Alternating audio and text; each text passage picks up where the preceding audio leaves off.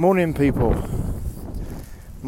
excuse the hair and the wind. It is quite a dull morning out in leafy Essex this morning, but put a post up the other day about oats, and seems to have caused quite a stir with quite a few questions and difference of opinion, and I've got lots of inboxes about it.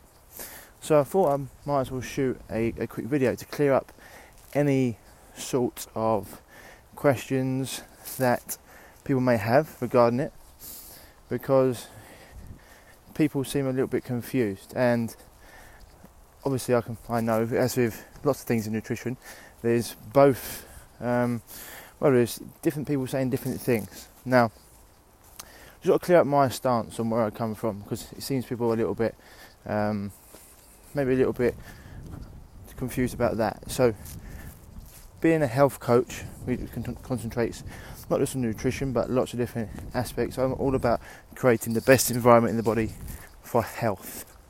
And when it comes to nutrition, I talk a lot about gut health and creating a very good environment for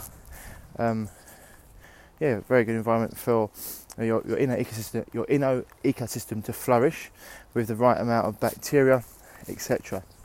Now, if you're looking at nutrition just in terms of weight loss, then someone like Martin McDonald, for example, or the body coach might be for you. Not the route that I like to go down. Weight loss, fantastic, but when you're sitting there telling people to eat Haribo and certain things after a workout because they've got carbohydrates in them, that's fine. If they're just looking to lose weight and gain muscle, that's cool. But if you're actually looking to create a healthy body that can resist all the stresses of modern life and not end up with a chronic health issue later on, then probably not the way to go. Hi Rachel. So, with oats, like with any food that you can put out there, people have said, well, look at this, look at the nutritional profile of oats. It's got this amount of zinc and this amount of copper, and it's one of the most highly nutritious foods. Well, the people that are producing them in the mass producing oats, like they are with rye, spelt, wheat and barley, for example, and rice, of course they're going to say that, because it allows them to do agricultural dumping, which means they can sell these things for a lot. Well, sell these things to countries that, in fact, any grain that's basically produced in America is basically just garbage. People actually get far less, actually takes the energy out of their body to even digest the grain. Anyway, forget that. Oats. So, if you do well, and let's put a caveat on this, if you do well eating oats, then great, go for it. If your body deals with them fine, go for it. As I always said, each to their own. But my posts are generally for people that want to maintain health or regain their health. And simply, if that's someone like you, oats are not a health food. Now, for different reasons. One, they're very acid forming in the body. They're very dehydrating, and they're mucus forming, and they create a glue-like paste in your gut that can lead to constipation, and it also leads to an environment where yeasts, molds and other pathogens thrive, and it can lead to a gut dysbiosis, okay, which means ideally we want 85% healthy bacteria and 15% unhealthy. We need some unhealthy guys there to keep the good guys honest, but most people have this in reverse, and this can lead to all manner of symptoms, from cravings to hormone issues to digestive problems, weight gain, mental clarity issues, brain fog, etc. And they're also full of L-arginine, which feeds a virus, and anti-nutrients. Now, if this is something that you don't care about because you're healthy, fantastic, go for it. However, I've had a lot of people inboxing me and messaging me on the quiet saying, Ryan, oh my God, I thought they were healthy. I've changed my oats for quinoa flakes, or I've just taken the oats out, and oh my God, I feel so much better. Cue me going, shock. Now, it's almost like Well, the only reason I know what I do is because I've been there. I've had these foods. Same as nuts and seeds. Nuts and seeds are promoted as healthy, but a lot of people who haven't got a healthy inner ecosystem, they are not. They feed funguses, parasites, molds as well. They're full of molds and aflatoxins, especially peanuts, for example. Certain nuts are fine, but the majority of nuts that what people eat, like cashews, for example, not great for the system. Not great for the internal system. So it all boils down to what you're trying to achieve and where you're trying to go with things. So this is why I always say, like, there's other options out there. I always heavily promote quinoa, millet, buckwheat. These grains. These are like seed-like grains. They've been around for, I think, like 6,000 years, and they don't have the same nutritional profile as things like oats, spelt, etc. So this is what you've got to look at. Are you doing, at the end of the day, I don't really care, especially for my client, if you eat donuts all day. If it makes you feel happy and you feel good in them, great. But the only problem I always say is, at some point, you keep on blowing up a balloon, one day it will eventually burst. And when will that be? And then you'll be like, oh, I haven't changed anything, but all of a sudden I feel really tired, or I've got gut issues, or I can't think clearly, or my skin's broken out. What's happened? And it's just because there's only a certain threshold your body's got before it eventually starts to break down. So, when you look at, take these, whatever food is out there, there's always going to be someone that will be able to tell you how nutritious it is for you, or that, I've been having this all my life and I'm fine. Cool. 62 million people each day eat McDonald's. Doesn't mean that it's good for you. No problems, Nick, no problems. I just want to clear this up, because just coming from a point of creating a strong body, mentally, emotionally, internally, physically. Look, and if you're going to go out there and sometimes have these things, okay, but there's a reason why these things, if you go into the natural health world, and people that work in digestive health, the more you feed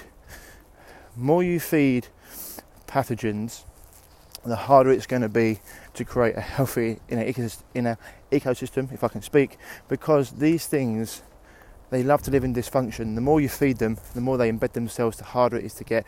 And then you get issues that, like, for example, asthma, psoriasis, eczema, they're all fungal conditions of the gut that come out onto your skin, because people don't understand it, and they start taking medications which just drive these things deeper, and the issue becomes worse, steroids, etc.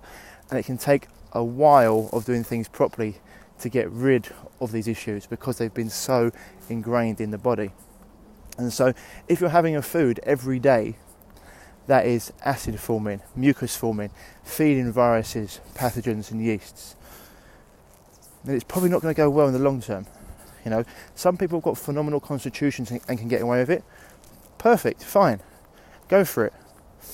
But in modern life, where everything's extremely stressful, surrounded by EMFs, Wi-Fi, people constantly worrying about money, different relationship issues, probably overworked, not having the best water, probably using all different chemicals on their skin, etc, etc. You put all these things together with a food all the time that feeds these pathogens and bacteria, and all of a sudden you've got an issue, you've got a chronic issue. And as I said before, the amount of messages I've had this week saying, Ryan, I've cut out oats and I feel like a different person. Shock. And it's just, I say to people, the only thing I deal with, the only thing I can base my stuff on is results. You can always find scientific papers to back both sides of the story. Of course you can, because there's lots of people saying different things. And scientists today are no more than modern prostitutes. You can pay them for whatever result you want.